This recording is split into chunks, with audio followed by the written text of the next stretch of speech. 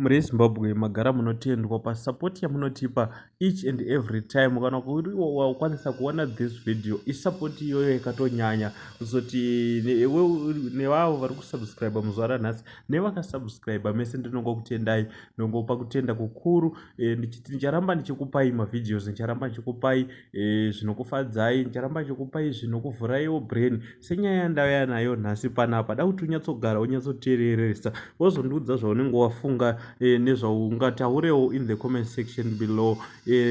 Ndokumbirisisa musakanganwe kusubscribe. Tasarwa nepadiki diki kuti tisvike 10,000 masubscribers. So guys, please support me tingosvika 10,000 masubscribers tinge tafamba guys, taenda. So nyaya yandauya nayo ndeye musikana uyo wamuri kuona apopo akafa nemutoriro. Pane video randoda kuti muone mozondiudza what do you think in the comment section below.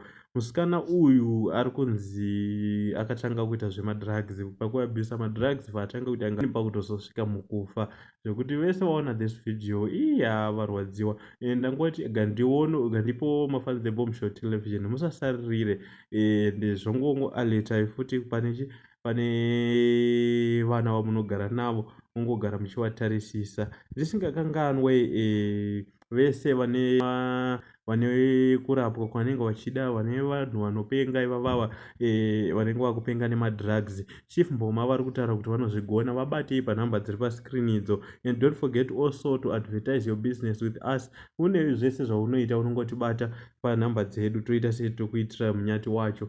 Unongoisa mucomment section business rauda kuti tikuadvertise retova uvaisa nenhamba tokubata. Saka da kuti muone video guys, musakanganwe kubata Chief Mboma kana une dambudziko rauda kuti vakubatsire. Thank you. For sure.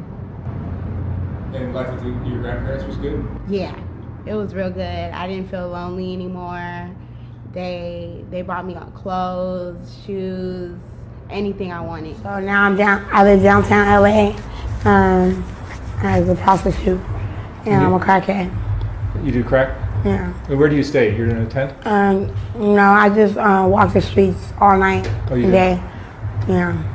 And I'm a clone. oh, did I already talk to you? No.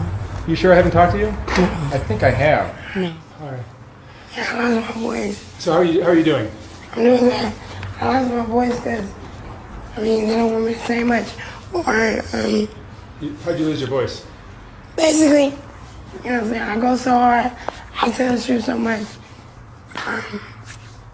The truth is out there. That's good. You know what I'm saying?